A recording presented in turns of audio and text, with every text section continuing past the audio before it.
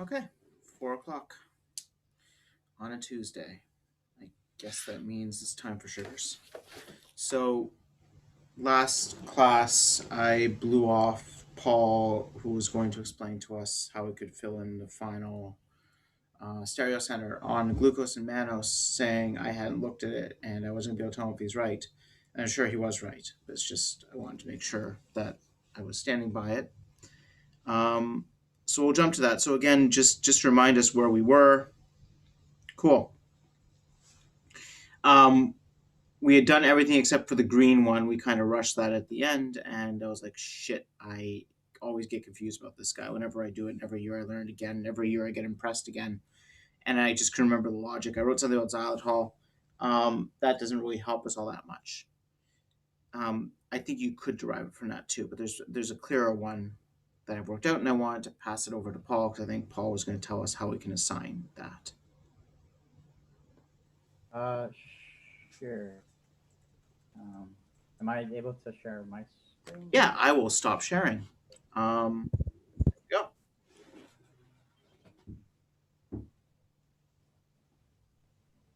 So you can see this, right? Yeah. Okay. So what I was just how I thought of it was because glucaric acid was optically active, then I look back over to glucose, and if we switch this over, and then the bottom one is like this bottom OH becomes like this OH on the glucaric acid, right? Yeah. So then this OH right here would be flipped over, and then you would have a center of symmetry, and then it would be meso. Exactly. That's exactly the argument that's made. So the idea is that we know glucaric acid is optically active, and if that OH, I'm going to use the power of zoom. If that OH there was on the left-hand side, so if it was over here instead, I'm drawing with my mouse. I'm really sorry. It's even worse than my normal drawing, which is saying something. Then that, and if this isn't there because there's, you squiggle through this, then of course you have a plane of symmetry right through here through the molecule, because right, left, right. So if you draw the enantiomer of this, draw the mirror plane, it's superimposable. It's the same molecule. It's a meso compound. So this would not be optically active. And since it is optically active, this cannot be the right structure. So it must be, as Paul said, the OH on the right-hand side. Absolutely correct, Paul. Cool. It's kind of a cool proof, right? Like it's so what I like about this is it's just using logic to follow this thing through. And it clearly reminds me every time I do it that I'm really stupid, and I'm again really glad that Emma Fisher is dead. So I've incorporated that into the notes here. Basically saying glucaric acid is chiral. If the OH is here on the last carbon we're not kind of decided on, then it's meso and it wouldn't be chiral. So it must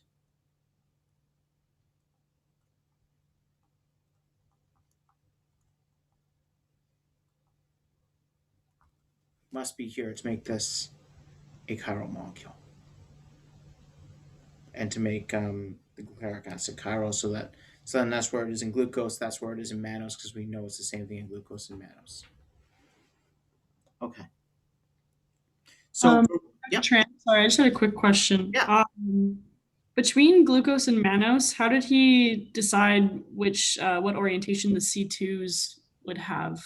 I know that it was done with they're transformed to hydrozones, but I'm not sure how he decided to assign those. Right. So we did that, I think, from the Arabinose. So if we go back, shit, of course I don't. I'm going to have to open lecture 2.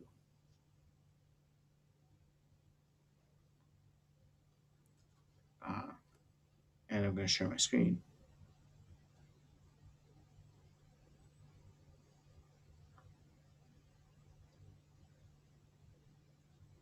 Okay.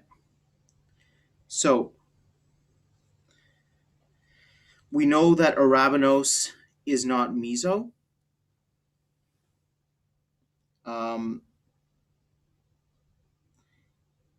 And so we sort of arbitrarily, we start again by assigning this guy to the right, right? I've drawn this bottom OH to the right, and it's a little bit confusing. I should have probably drawn it straight down or something, because it's not stereochemistry. There's two hydrogens there. The bottom OH isn't anything. So this bottom OH, we know it's to the right. I'm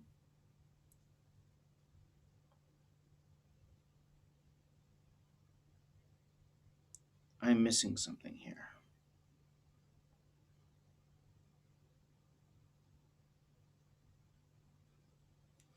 Yeah, okay, so mannose and glucose are the same molecule. Boom, so everything else has to be the same. It's only the top that's different. We know that when we take arabinose, we know that arabinose is chiral.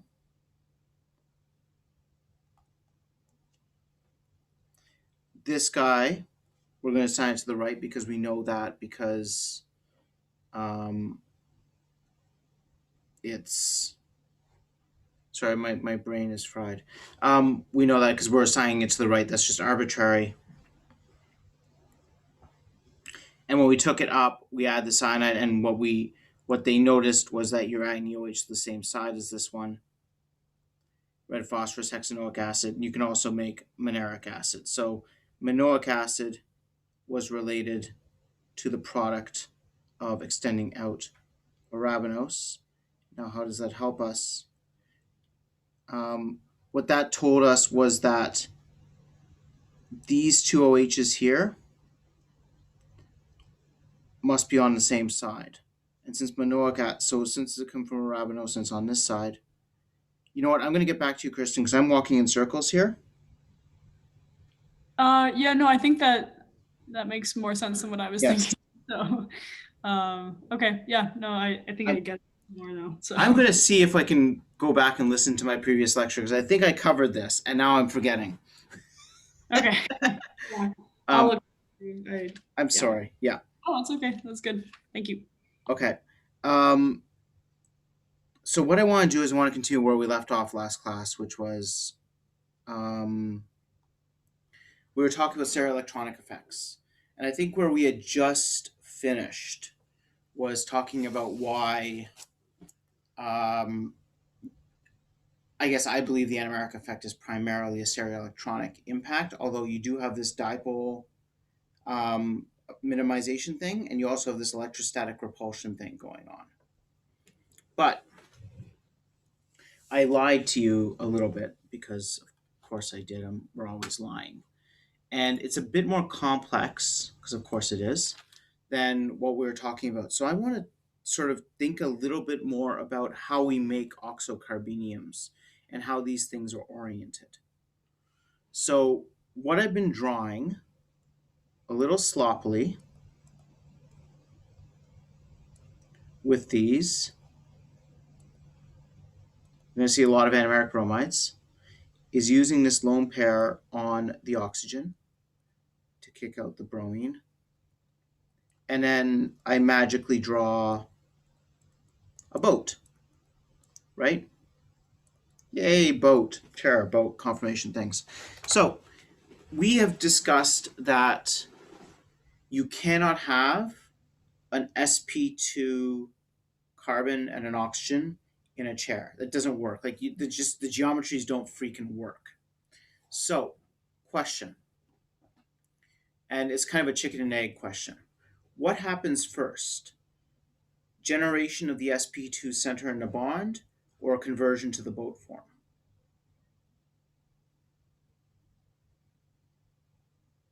Because we've got two things here. We've got new bond forming, and we have a conformational change in the six-membered ring.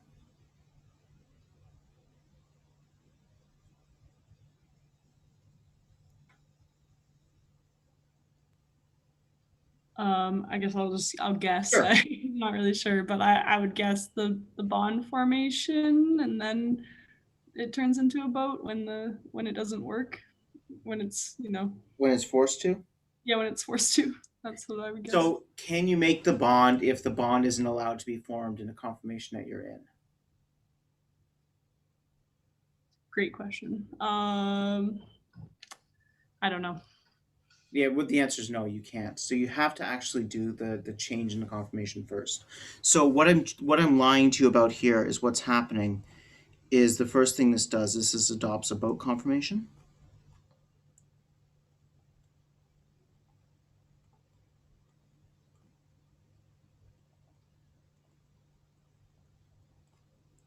And then this kicks this out.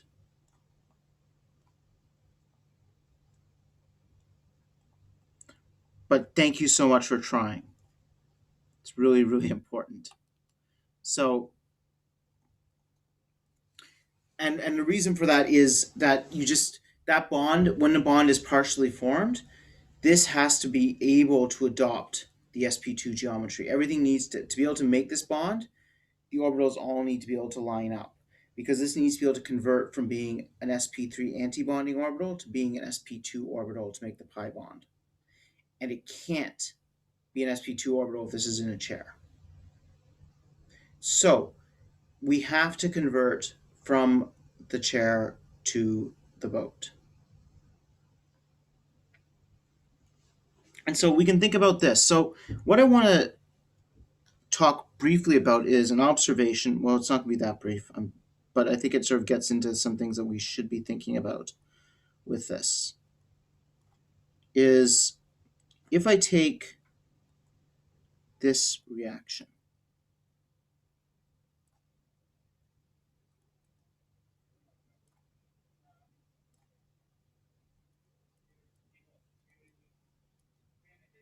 okay, so that's silver 0, that's just silver metal. This is called a Koenigs nor glycosylation.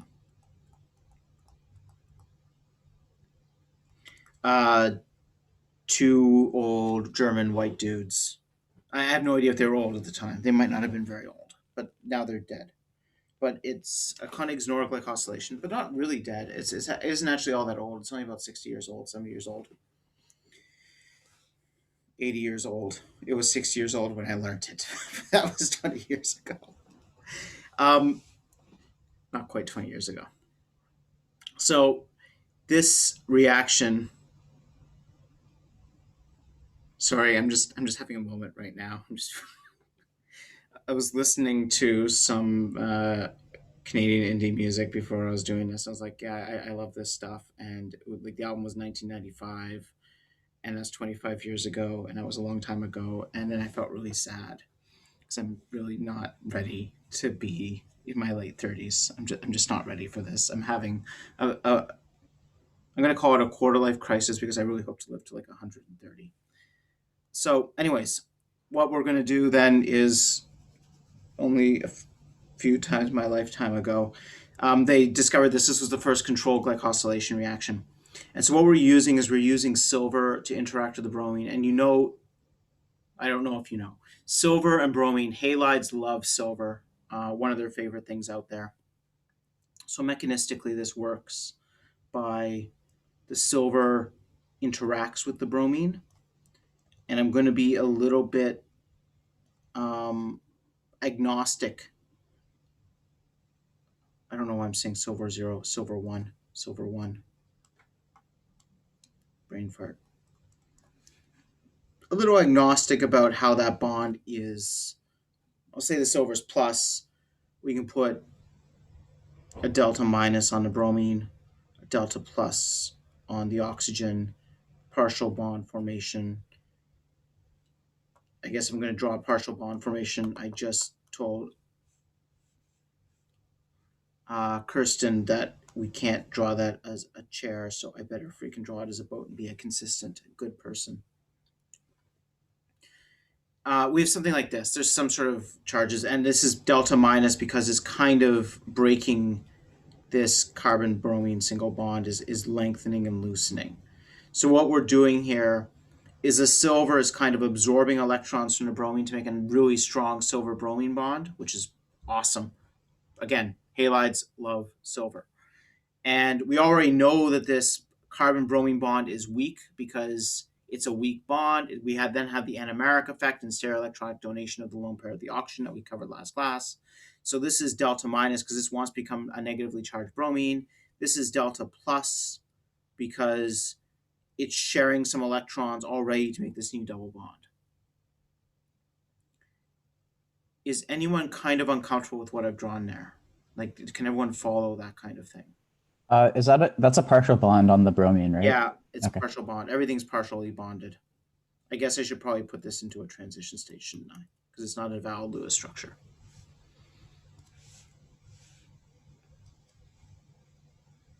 Is that good? Like, I just want to be really clear. Does anyone have any confusion at all with some of the formalisms I've used there?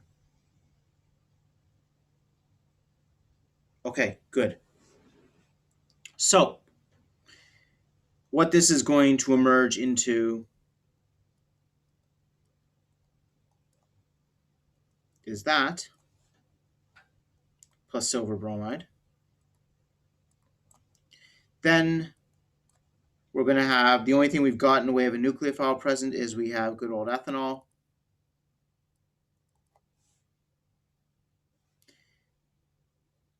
Let's just consider alpha attack for now. Let's not worry ourselves about beta attack. We know that the alpha is the dominant product anyways.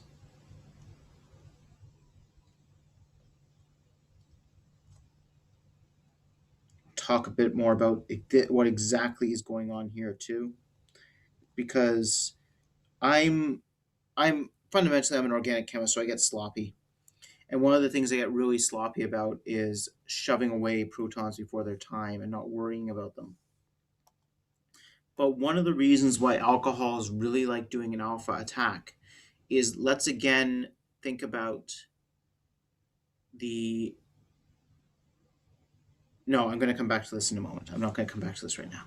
I'll stick to the point I'm trying to make, and then I'll come back to the new point I'm trying to make. So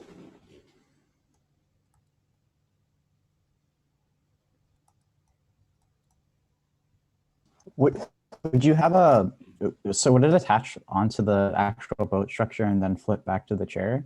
yeah, well, it would interact with the pi bond. Like, if we start thinking about that, so it would interact with the pi star of that double bond. And I have a feeling that as soon as I said that, some eyes glazed over. So the electrons always need to go into an antibonding orbital. The orbital that they're interacting with is the pi star orbital, the antibonding orbital of that double bond, that oxygen-carbon double bond. And that only exists when nothing's in a boat. So it interacts with it as a boat, and as the bond is formed, you would have a moment when this is a boat, and then this would quickly interconvert to the chair. And especially because I'm going to actually make a fuss about this, I probably should have drawn that like that.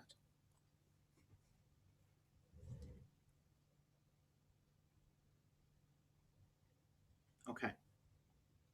So we have that. Now,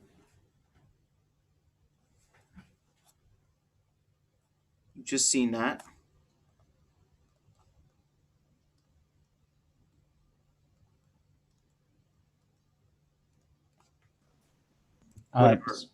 Sorry, John. So you said that the antibonding orbital exists in that boat conformation, and then it flips back after it, right? Yeah. So it's I'll draw that out in a second if you like. So what it's doing is, you know what? I'm going to finish the argument, and I'll what I was going to do, and I'll come back to this. No problem. Yeah, that's fine.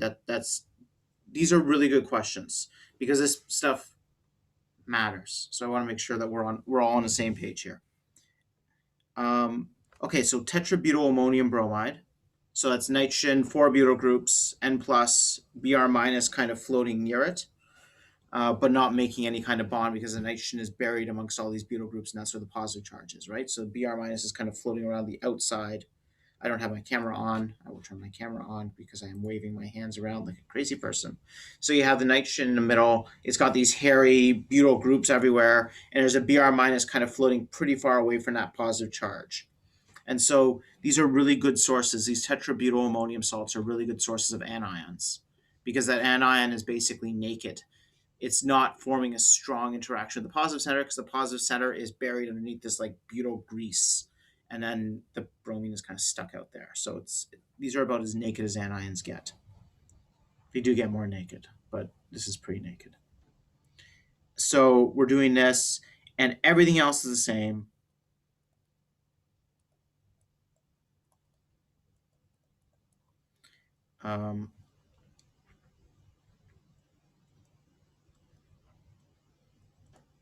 Get the same product, except this is about 100 times faster.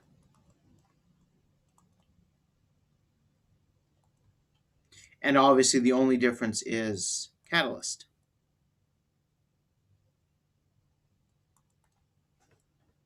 Cool. Okay, we like catalysts.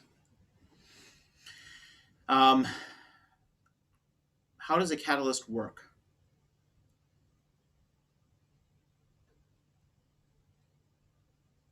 Just lowers the activation energy. yeah, right? Reduces the activation energy, exactly. Okay, let's go back to our mechanism.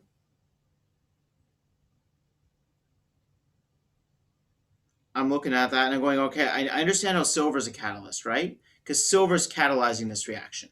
Silver is reducing the activation energy of breaking the carbon-bromine bond because you're making this new bond here, so the bromine is going to suck more electrons from the carbon-bromine bond to make the new silver-bromine bond, which further weakens this bond and forces making an oxygen-carbon bond. Silver's role as a catalyst makes sense. So what the hell is this Br minus doing? Why is it acting as a catalyst? Is it lowering the transition energy between the boat and the chair? It actually completely is, but how does it? Uh, Do you want to do you have any proposal for how it does that? Yeah. No, that was just my You're idea. absolutely right, and it's doing it in a really weird, fucked up way. But you're absolutely right. So whenever you see a catalyst, whenever anyone's claiming a catalyst, it has to do something. Like mechanistically, it has to do something. And when you're looking at this specific mechanism, So this if we look at the transition state where the bromine and silver has a partial bond, does it have to do with something? I remember the cyclic structure that bromine makes and something like that. like an Does it ionium do bond or that? something, or a Yep. bromonium, like a Yep. three-membered ring. Yep. No, but good guess. So let's think about another way. This is kind of an unusual form of catalysis. So this is nucleophilic catalysis.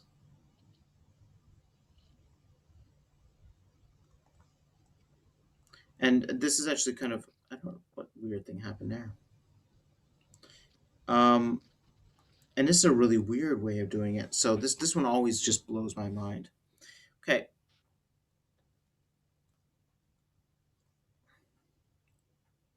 You know, the silver bromine thing is great. It's awesome. Let's just ignore the silver for a second. And I want you to think about these two nucleophiles. Which of these guys is a better nucleophile?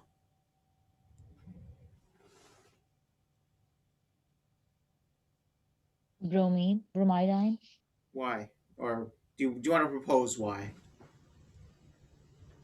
Um,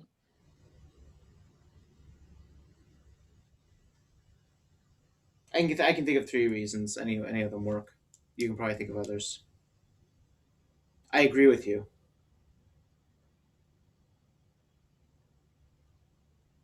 First is the full complete charge, right? In the set, while alcohol is involving its lone pair, while bromide has a full-fledged negative charge, makes Okay, it yep. more So Br minus is negative. Yep. It doesn't want to be negative. I like that. yeah, and So so that's part of it. I'd also accept it's a lot smaller. yes, So it's a lot more nucleophilic. The other thing I'd accept is not only is it more negatively charged, it's bigger. And so that lone pair is further out from the atom and it's less its P nature, like its sp3 nature, and it's actually not even sp3. It's kind of got some d orbital stuff in there and things. It sticks out more like a pointy thing, more than the oxygen's lone pairs, because you're bigger, and so you're more polarizable, and so you actually have an even stronger overall negative charge in that orbital, and it's more directed. It's sharper. So it's further out and sharper, so it's a stronger nucleophile. It's smaller, so it's less sterically hindered, so it's a better nucleophile. It's fully negatively charged, making it a better nucleophile. And as it forms the bond, it's making a very stable molecule, like a neutral molecule, whereas as the alcohol forms the bond, it's making a positively charged alcohol. Nice. So, when we think about all of those things together, let's think about exactly, I want to go back and just highlight the transition state. So, what we did with this transition state is we resolved it by taking it all the way down to the oxocarbenium and then having the alcohol attack. But there's another possible solution for that. So let's say we start hitting this transition state.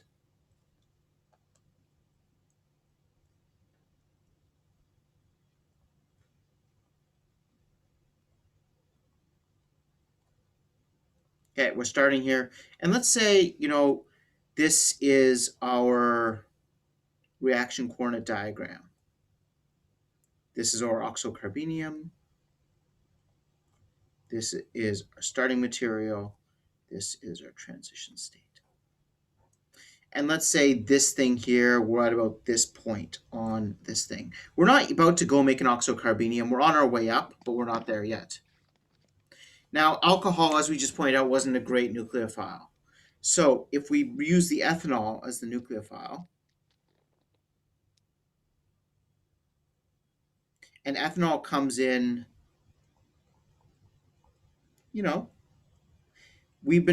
is kind of Sn1 like, but nothing's stopping us kind of coming in kind of Sn2 like this.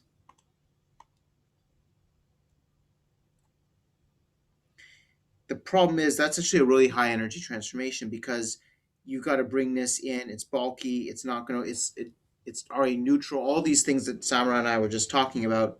So if you want to follow that pathway, now you're going higher. Yes, you're going to fall to a lower transition state or lower intermediate. This is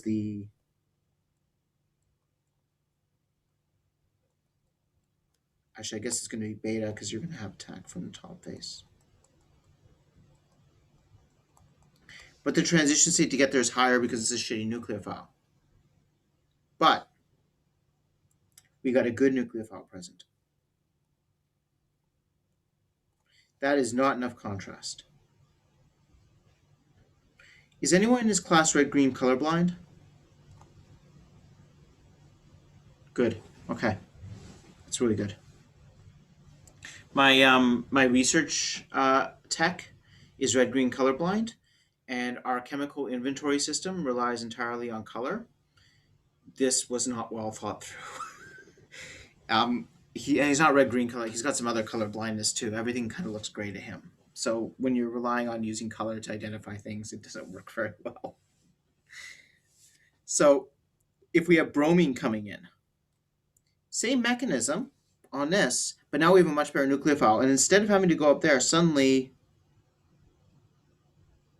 our transition state is lower in energy.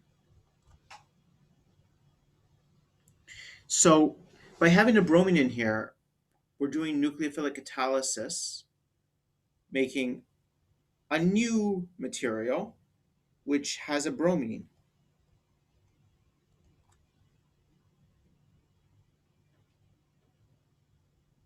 Okay.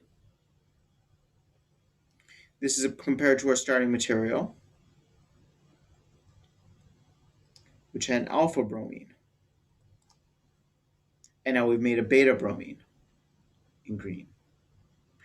And I'm saying that, and if you notice, I've drawn that beta bromine higher energy than the alpha bromine. And by microscopic reversibility, does everyone know what I mean by microscopic reversibility? Okay, so if we decided that this was the transition state where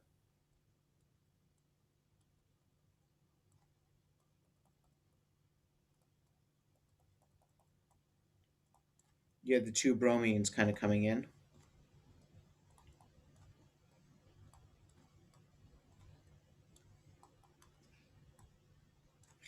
then the energy that you drop down to is still the energy you need to go up to this transition state. And this is pretty similar to the transition state that we need to make the oxocarbenium. So now what I've done is, instead of having the activation energy here, this is EA1, we now have a much smaller activation energy. We're kind of climbing the hill to this point here to making this oxocarbenium. We're climbing this hill in steps. So we don't need to cover this entire distance in one jump, which is what we need to do if we don't have this catalyst present. We can do it in two jumps by first going to the beta, and then we have a much shorter distance from the beta up to that transition state. And so we've lowered the activation energy barrier. And we haven't done it by changing the activation energy barrier, the transition state energy.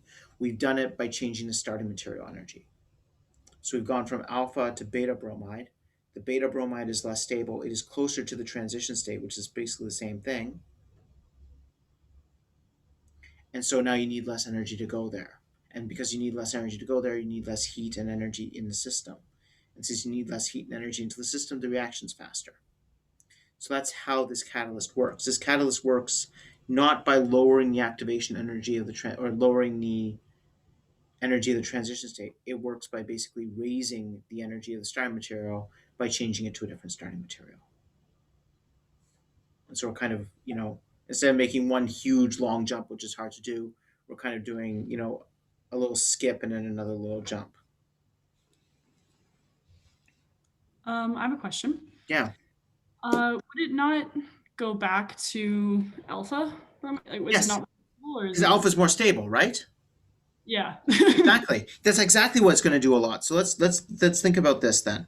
So because that drawing was getting really crowded with all the shit on there. So let's think about this. We have alpha. We have beta.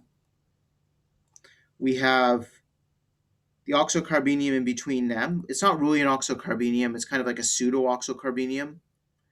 As you've got bromine.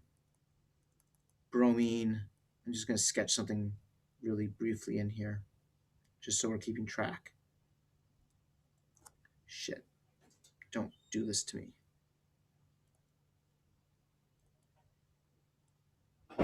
Because you're absolutely right. So that's this one. We have the pseudo-oxo. We have the true oxocarbenium, which is up here. Then we have the ethanol product, which is, there's ethanol in there, right? So eventually we'll make our nice, stable, promised land where we've gotten rid of this bromine and we made a nice, strong oxygen-carbon bond, which is what we all really dreamed of doing in the end anyways. So you're right. This is where we want to get to get to this. This is our thermodynamic sink.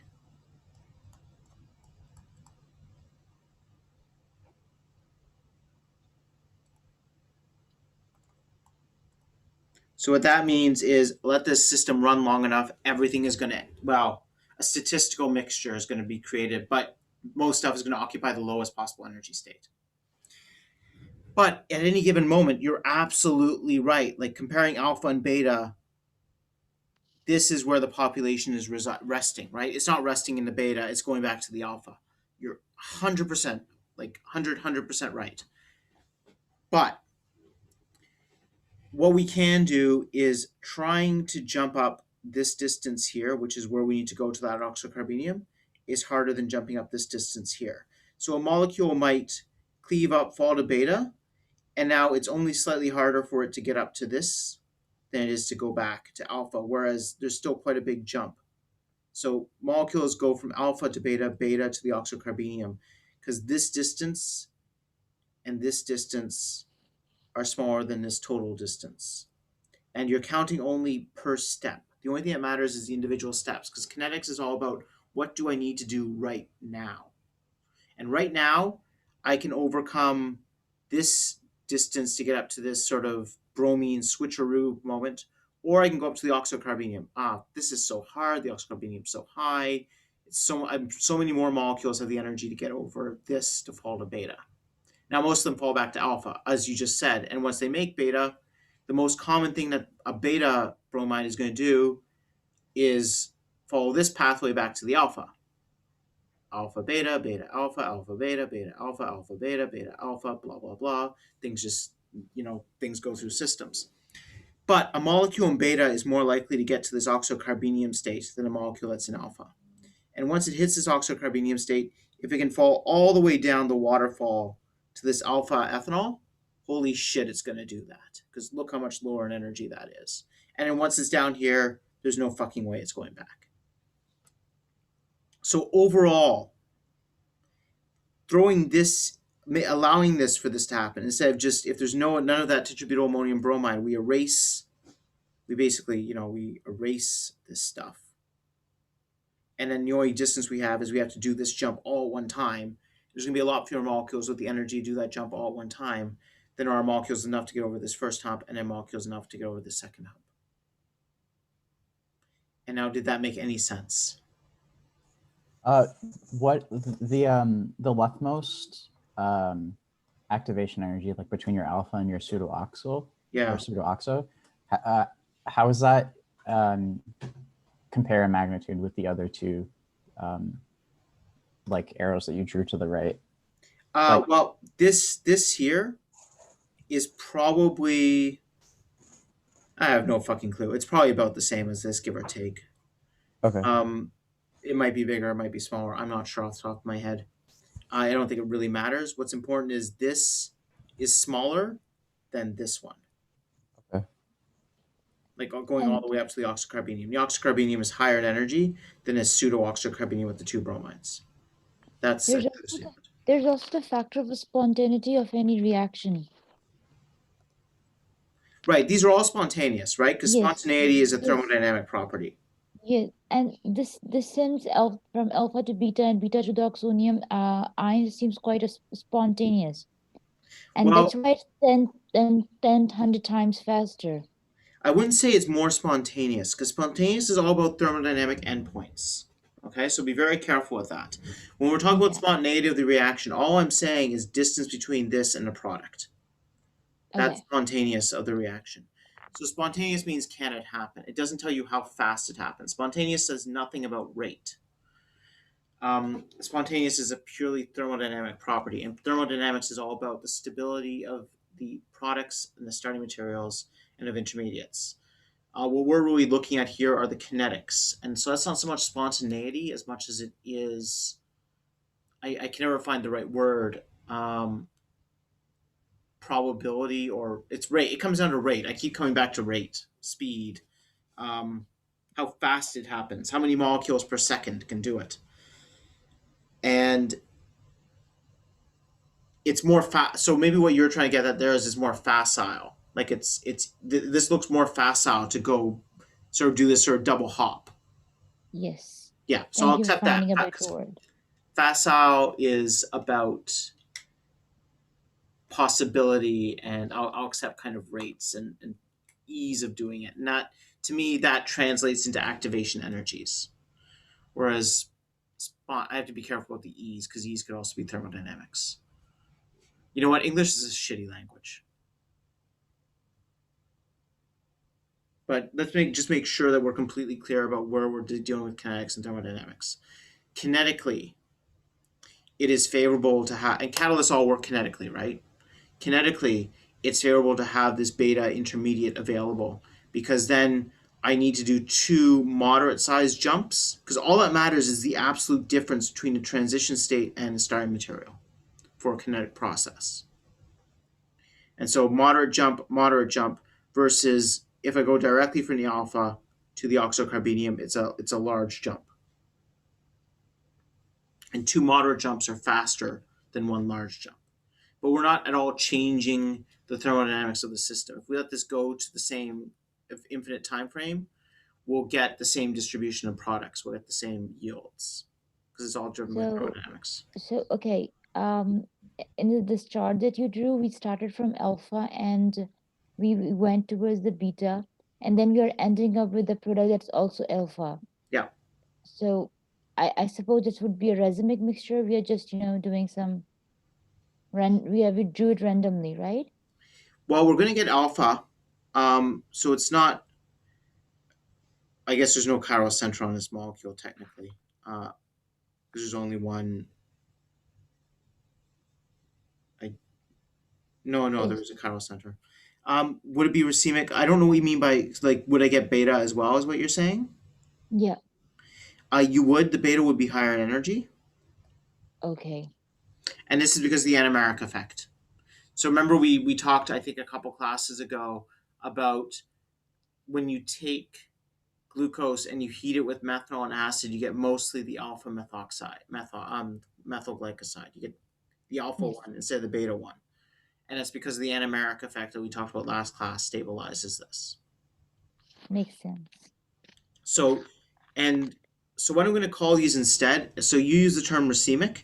I want to just, right now that's true. You're absolutely right. It is racemic because there's only one stereocenter here. But most of the time, we're going to have real sugars and they're going to have lots of stereocenters. So so the beta one is going to be this. It's a less likely product, but fully possible. You're going to, well, less likely. You're still going to get some. You're just going to get less. I'm going to call this an epimeric mixture. Anomeric. Okay. Now, it is racemic in this case. You're absolutely right, Samra, because I only have one stereocenter. But let's just not get in the habit of calling alpha beta mixtures racemic because they're not. Or an anomeric mixture. Because we're flipping one stereocenter. So it is racemic in this particular case. But that's because I'm not drawing in all the other stereocenters because who cares about the other stereocenters? So this is how this catalyst works. Okay. Why the hell is the beta less stable? Well, it's quite clear because there is steric hindrance with the oxygen atoms. They are quite closer.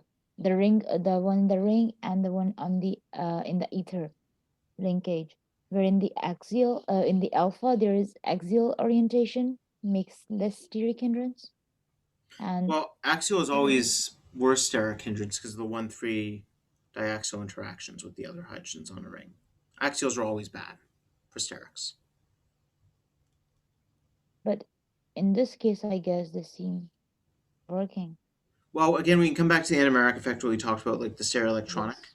We can Yeah. talk about the electron cloud around the oxygen with steric repulsion, and we can talk about the dipole-dipole interactions. So that's why beta is more unstable.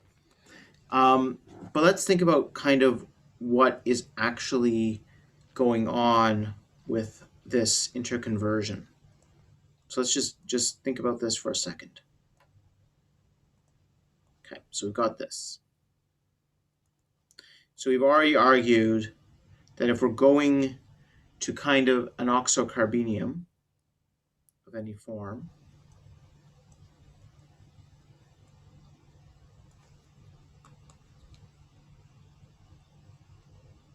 we need to switch the boat.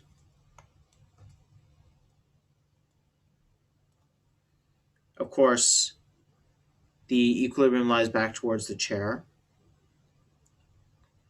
Now we have some options here.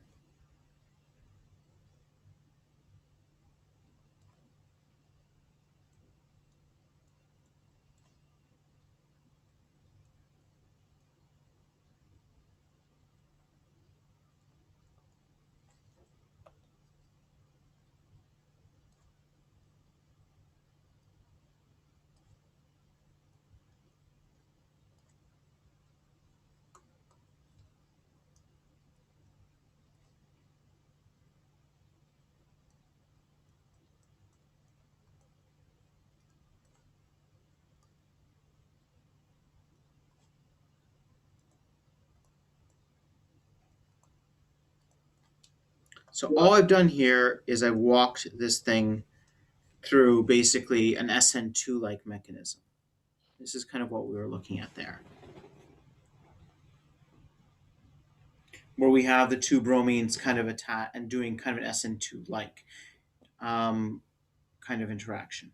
But alternatively,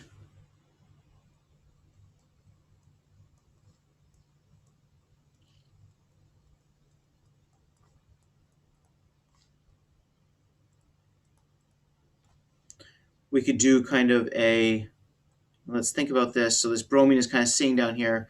What we have here is we have an ion pair. And so what I've done is we've broken the carbon-bromine bond, right? Like we've formed this oxocarbenium, we have broken the carbon-bromine bond, and now we have the bromine kind of sitting underneath this molecule. And we can imagine the association of a new bromine. I really want to draw a chair.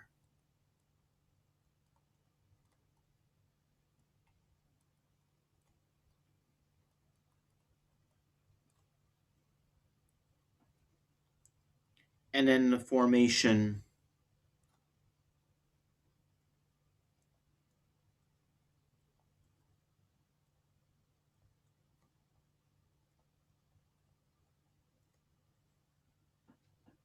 of this.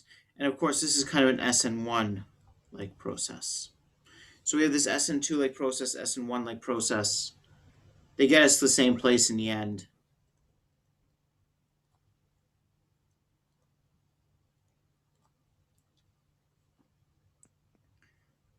We go here. So which of these is the case? And it's going to kind of sort of more, it's not so much that it's either one or the other. We're kind of, these are sort of two extreme ways of illustrating this mechanism. And so when we think about the SN1 and the SN2 reaction, I think even I do this. I try and treat it almost like a dichotomy. You either have an SN2 mechanism where the bond does not break until the nucleophile comes in. So the bond with the leaving group is completely present until the nucleophile comes in, kicks it out. Whereas the SN1 mechanism is the bond breaks and the leaving group leaves to infinity. You have like a positively charged carbon, then your nucleophile comes in. That's cool. We like as humans, we love categories. Like there's nothing we love more than a good category. But that's simplistic because what we have there are like almost like the two extremes of the situation. It's like we're saying that people come in two different sizes. You either got the 7'4" monster basketball player, or you've got the 3'6" Peter Dinklage or something. There's nothing really in the middle. Like all humans fall into one of those two categories. And yeah, we understand there are things that might look like there's something else, but we're going to call them you either have the dwarf or the giant. And that's silly. Like mostly you have a continuum. And it's the same thing with these mechanisms. You have a continuum. Most things are kind of in between. The bond is fully broken before the nucleophile comes in, or the bond is fully intact before the nucleophile comes in. Mostly it's kind of an in-between state where the bond is kind of, sort of, maybe kind of broken. And there are several studies that have shown that SN1 and SN2 go hand in hand, like in competing. Yeah, exactly. And they compete, but they're not. I think it's almost incorrect to sort of think about them as different mechanisms. They're almost extreme ideal versions of how you can accomplish a substitution at an atom. They're sort Yeah, of because extremes. Here we have an oxonium ion, so a positive charged central molecule is something that based on SN1, and then we have simultaneous breakdown of bonds. It's SN2. It's a mixture. Right. But what I'm saying is that neither of the mechanisms drawn on here actually describes reality. It's kind of in between these two states, is probably the general thing. I kind of like the idea of starting to think about this is kind of the key right here, where we're kind of sitting on these two circles I'm drawing here. Like in this one, we have the bond breaking on its own. Here we have the bond not breaking until the nucleophile comes in. But what we probably have is sort of partial bond lengthening at all points. And then when does a bond lengthening break the bond? Like when is a bond not a bond? Right? Like, because all a bond is, well, I guess it depends how you define a chemical bond, which is really hard to do, by the way. I'm gonna sit with a slight definition of a chemical bond is when two components of a molecule are more stable because they are sharing electrons. And I think that now this is where we get into what the definition of sharing electrons is. And so when you have a covalent bond, right, you're basically forming a new orbital. Now, you lengthen and lengthen and lengthen that bond, and you weaken and weaken and weaken that orbital until basically it becomes a non-bonding orbital, because you might as well not have any electrons, and you might as well not have a bond because now the pieces are so far apart they don't have a lot of electrostatic interaction. Or you can think of it in terms of electrostatic interaction, where you've got a negative bromine and a positive carbon, and the closer they get together, you have this kind of ionic interaction starting to form, and eventually that becomes covalent. So I think just be very, I'm sorry, this is really gray, and I'm sounding slightly confused, because whenever I think about this, I get really upset and I get very confused. But the problem is reality is confusing, and I wish it wasn't. I wish things were either dwarfs or giants, but most of us are about 5'10", or 5'6" if you're a female. And so this is, most of us are neither dwarves nor giants. We're kind of in between. And I think most reactions are like this too, and it really matters for these kinds of molecules. So I think in a lot of the cases, I'm going to draw Sn2 or Sn1 mechanisms. And I think what we always need to have in the back of our mind is this mess, that we're kind of in between, and that we always need to be considering ion pairs. And so when we're thinking about an Sn1, the great lie we tell, because it worked in a few model systems, is that in an Sn1 mechanism, you lose stereochemical information. And so if you remember right, let's leave sugars behind for a moment. The legendary Carbonium Ion. Yeah, exactly, right? So we take this, and I'm going to make this chiral. There, it's chiral. You're supposed to say, okay, it makes a flat carbocation, and the Br minus can then come in from either the top face or the bottom face, and you get an antimerse. And that is what we say. And it is true depending on the solvent. And so if the solvent is DMSO or water, well, water, we're going to have some trouble with water competing, but let's say water didn't compete, or some alcohol. This is more or less true. You more or less get racemic. But if the solvent is hexanes, not racemic. And you tend, now it's not an enantiopure either, but your dominant product is enantioenriched. Why is that? Well, hexanes is a really shitty ass solvent. Like it's non-polar. It's not going to stabilize charge separations. So instead of what happening is, in this kind of case with these solvents, the iodine can wander away to infinity, more or less infinity. Eventually, you can get flat because the solvents can stabilize all the charges. Hexanes can't stabilize the charge. So instead, what you get is you don't necessarily break that carbon iodine bond. The iodine is still floating nearby, and it's kind of blocking the bottom face. And so your bromine is forced to come in from the top, because you're not fully breaking that carbon iodine bond. So even in the examples we teach, which are supposed to be these extreme Sn1s or extreme Sn2s, they're always a little leaky, because what's really happening is you're lengthening the bond, and then the choice is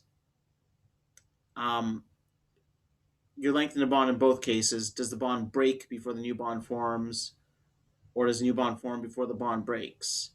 And what do you mean by bond breaking and bond forming? And that's where you switch between sort of an SN2 type and an SN1 type. But there's this big gray area in the middle where it's kind of in the middle. And that makes it kind of tricky. So keep that in mind. Okay, the last thing I want to come back to, it's not the last thing, but the thing I want to come back to is Paul's comment about this whole antibonding orbital thing and what the hell was going on with attacking that, because it was a really good comment.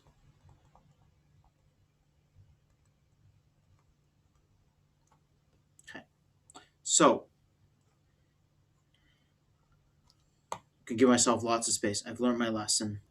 I haven't. I've never learned this lesson. I never learned this lesson. This is a lesson I'm incapable of learning, to give myself enough space when I'm drawing orbitals.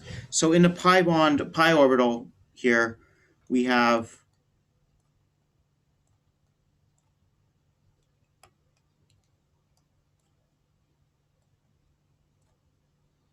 and remember what I said last class, I lied when I draw these as boats. They don't exist as boats, they exist as twist chairs. But I hate drawing twist chairs, so I draw them as boats.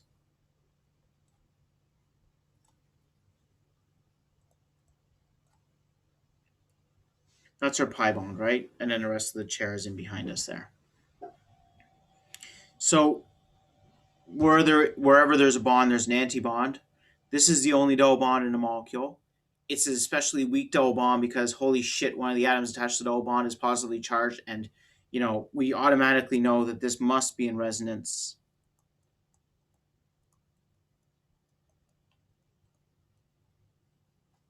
Not negative. Bad John. Must be in resonance with that. So that's an oxocarbenium. Just it's not oxocarbenium. That's just a carbocation. That the whole thing is an oxocarbenium. But this is obviously quite reactive, and so we can draw a good resonance structure where that double bond is broken. Like, it's a weak double bond. It wants to be broken. And our electrons in that orbital. So the antibonding orbital of this whole molecule is going to be based on the weakest bond that's in the molecule. The weakest bond in the molecule is a double bond. And so what does the antibonding orbital look like? Well, it looks a lot like the bonding orbital, except, of course, the lobes are now pointing away from each other because they want nothing to do with one another, because they are out of phase and they repulse one another.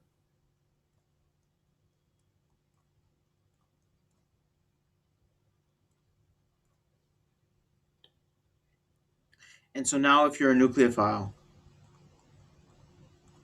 you're going to try and donate electrons into the carbon lobes. I've drawn all the lobes the same size, and I'm going to just correct that. I'm going to massively exaggerate the difference.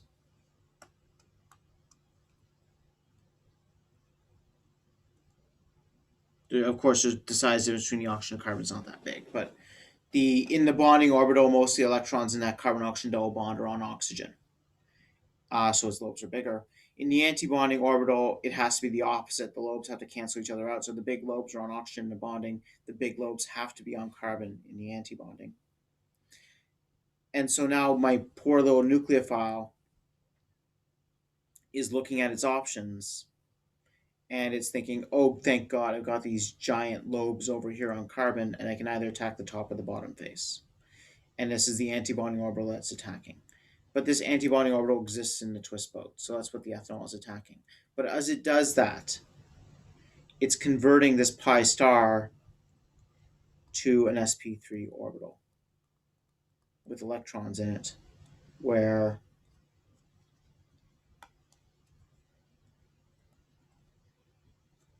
we'll keep the same orientation. We won't switch out of this twist boat just yet. We'll keep ourselves in the twist boat. But now, of course, we've broken that sigma bond, or that pi bond. Broken that pi bond because we put electrons into that antibonding orbital.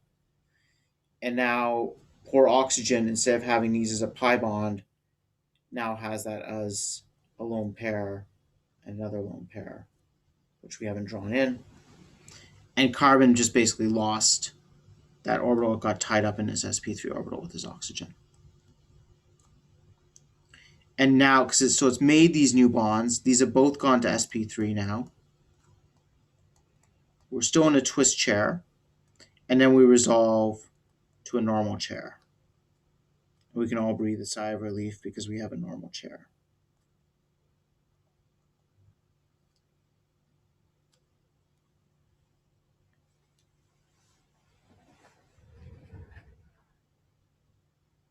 I don't know if that answers your question, Paul. I don't remember what my original question was, to be honest. It was something about antibonding orbitals in this boat, but and how we attack them.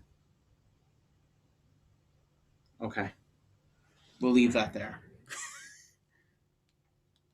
If you're currently terrified, we're going to be coming back over this stuff a lot, and then it's not going to matter very much in the end. But this kind of needs to be sitting in the back of your mind. If you don't see this at all, I'm gonna be doing a lot of things, and I'm gonna say it's because of that. And I hate saying it's because I told you so. It's because of all these interactions. But we're not going to have to be drawing an awful lot of orbitals. This course is not about drawing orbitals. We're just doing that heavy in the first little bit here. Sorry, would you be able to go back to the page before? Like this one? Yeah, just for a sec. Yeah, Thanks. No worries. I'm trying to decide if I want to talk about something.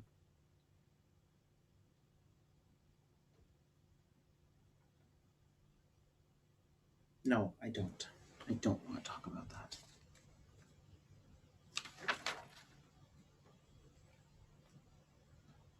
Okay.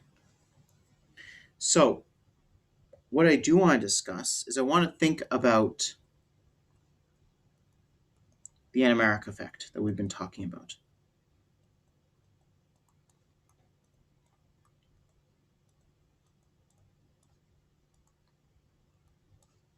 Okay. We're going to play a little game called Which Has a Stronger Anameric Effect?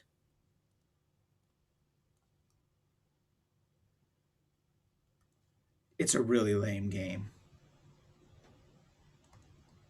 but there is a purpose. Okay.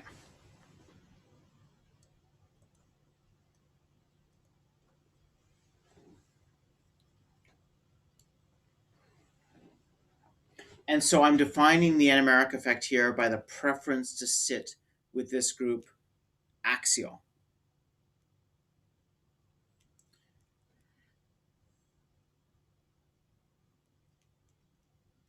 Okay, so which A or B, which one has a stronger Anameric effect and why?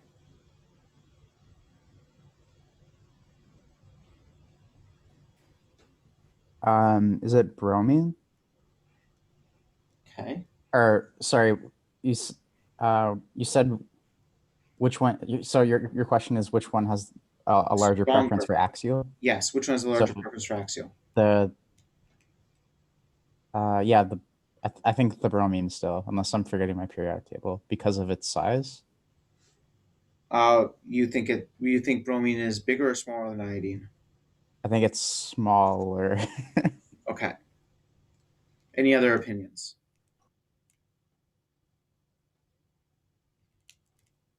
Yeah, I thought iodine for the same reason, because it's bigger. Okay, iodine because it's bigger. Okay. Any other opinions? So we've seen iodine because it's bigger, and we've seen bromine because it's smaller. I think it's iodine because I'm assuming the bond would be longer because it's less electronegative. Okay, iodine because of a longer bond. I think it has to do with the dipole or the polarization. So iodine should be it. Iodine because of polarization. Yeah, iodine's What I more love is pure. I love all of these answers. So we I are love the recommending thinking that's going something. in here because you're all thinking about this absolutely correctly. So, the strongest anomeric effect is going to be felt with the best acceptance of electrons into the antibonding orbital. And Ah, okay, so let's just think about that for a sec because you're all thinking about this the right way, except not quite, but so fucking close. So, what I'm going to say is that the more, so you got three things happening here. And we've got to consider all of those different components. In the end, what the Anameric effect comes down to is the overlap with this antibonding orbital. So, sorry. Iodine's got huge freaking lobes because it's a big freaking atom. Bromine's got smaller lobes because it's a smaller atom.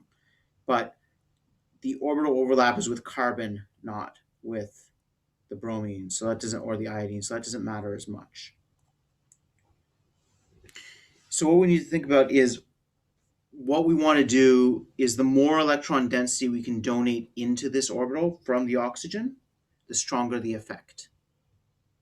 So what's going to make it easier to donate electron density into this orbital? Well, the thing that makes it easier is a lower energy sigma star. And what do we need for a low energy sigma star? We need a high energy sigma. So, and what do we need for a high energy sigma? We need a weak bond.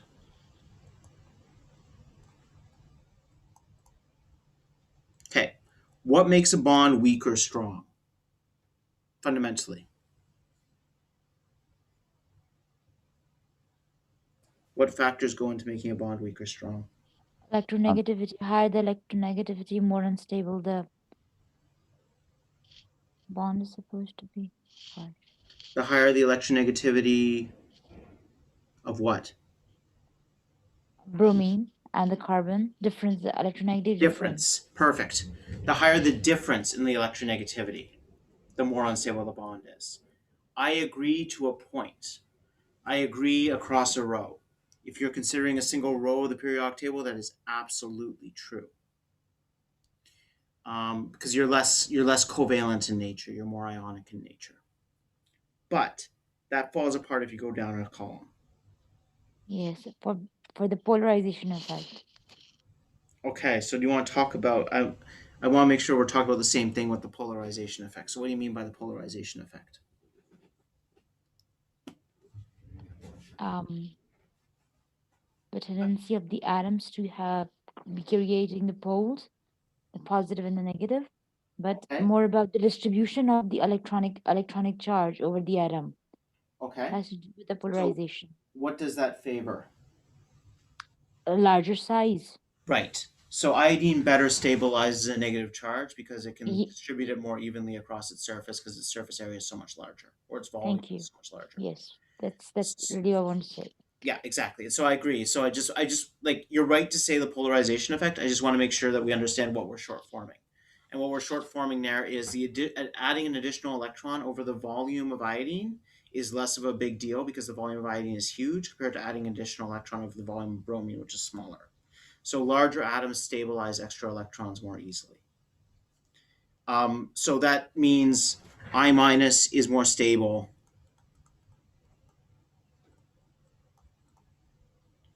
than Br minus.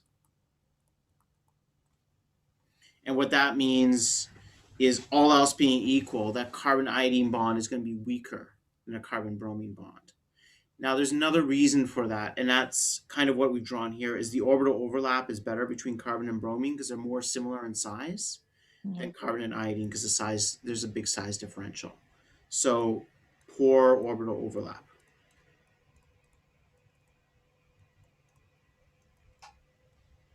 Iodine is huge. And I can't say huge anymore because all I think about is Donald Trump saying huge, and I feel sick to my stomach. And that's not a good feeling. Okay. One more day. Then we've got, so what we've really got here then is the iodine carbon bond is weaker. The iodine carbon bond is longer. Iodine stabilizes a negative charge better than bromine.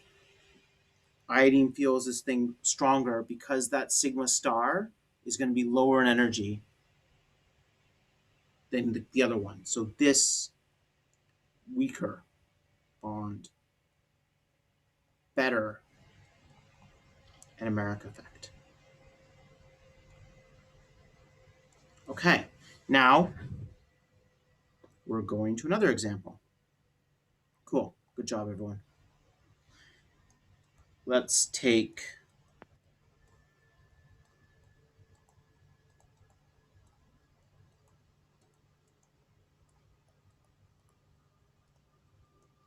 these two molecules. Now it's a shitty Anameric effect compared to kind of what we've seen, but which one of these feels a stronger Anameric effect? Okay. Stronger.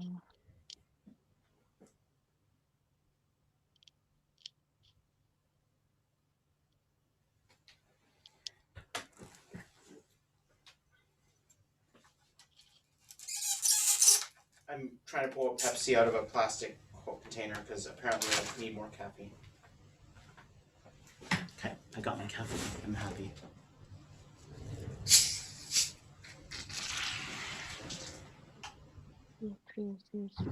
Oh shit, I forgot I had my camera on. I'm really glad I was wearing pants. Like I'm in my office, I'm always wearing pants, but still. So wouldn't your the left atom have the stronger Anameric effect just because it's more polarizable than your methyl subgroup or your methyl side chain? I completely buy that because what you have is you have the fluorines pulling electron density out of that carbon, right? Yes. So we know that this carbon is delta plus and the fluorines are delta minus. So what's that going to do? Well, that's going to weaken this carbon-carbon bond, right? Because this carbon is going to pull electrons away from this carbon, which then is going to want electrons from this oxygen, which means you can have a stronger donation of the lone pair from this oxygen into this antibonding orbital. Because this carbon is going to be slightly more positive than this carbon. So it can attract more electrons from the oxygen. And as it does that, it's going to accept them by accepting them into the antibonding orbital. And what that does inherently by accepting them into the antibonding orbital is it weakens this carbon-carbon bond. And again, the Anameric effect is the acceptance of electrons into this antibonding orbital and weakening of this bond.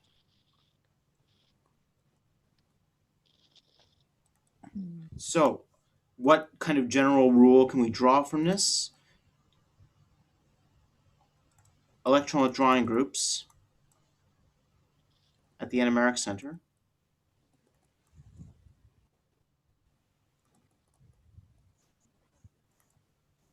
have stronger anomeric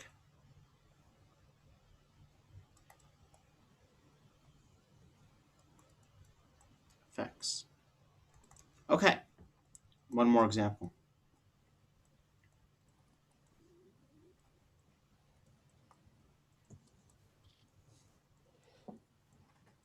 Stupid question, but is it ANO or ANE?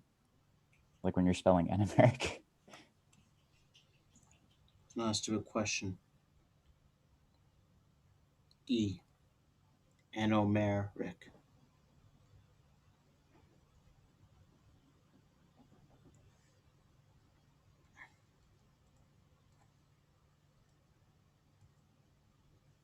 Sorry.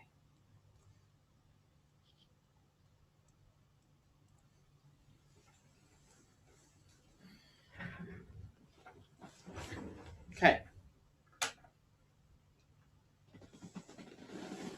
These two. So the one on the left is aromatic, of course. Pyridine, the one on the right is a piperidine. Pyridine. Yeah, saturated site system. So the positively charged pyridine would exert a stronger anomeric effect. I agree. So anyone have any questions about why Samra said that? Do you want to walk us through that again, Samra? Just walk us through your logic. Yeah. The the aromaticity of the pyridine requires the nitrogen to have its lone pair for the stability of the system, and it does not want a positive charge on it. Makes the carbon nitrogen bond quite unstable, making nitrogen like available for a nucleophilic attack. Well, I would say the nitrogen is not so much available. You're not going to attack the nitrogen, right? The carbon, sorry. Yeah, I agree. So it's a very weak carbon nitrogen bond because that nitrogen doesn't really want to be making that bond at all, right? It wants to be neutral. It wants to leave. And so that bond is already weakened, and so it's very easy for it to accept electrons from the oxygen. And our timing is perfect because I agree completely. And you're absolutely right, Samra. And there was a huge argument about 25 years ago where people, which is really cool actually. I'm on a major grant committee with the guy who argued the wrong case. He's the head of the committee, so even if you're wrong on this, you can still be the major head of a major granting committee, even though you don't know what you're talking about. That he was saying, look, there's a problem, and that problem is that in all situations, this guy prefers to sit like that, whereas this guy prefers to sit alpha.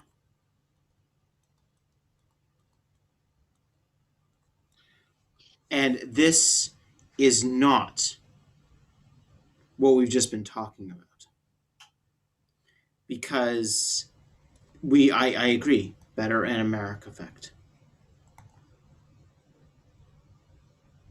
Oh gosh. Draw a line. So this should really prefer alpha to this guy, except this one really prefers beta, whereas So, this one prefers alpha. oh gosh. So Is there I'm going lone to come back pair? to this next class, but I want people to think about this. This is called the reverse Anameric Effect. Okay. And I'm going to argue that the reverse Anameric Effect doesn't exist. But if you want to take a look at that before next class, you can read up briefly on that. And we'll discuss this observation. And so think about this. Think about why this might be the case. What I'm going to say about it before we get to next class is there is a problem with how we think about chemistry. And the problem is, and it's actually uniform to how I've been drawing chemistry all class. Now I always draw chemistry, and probably how you think about chemistry all the time, is I haven't drawn any of these molecules correctly. Nothing. I haven't drawn anything correctly. And you might never have really drawn things correctly for describing the chemistry of a molecule. So we'll come back to this next class and we'll discuss this result here, because this is kind of the final piece we need to do before we can really start talking about what's going on with chemical reactivity in sugars. Okay, I'm going to leave it there.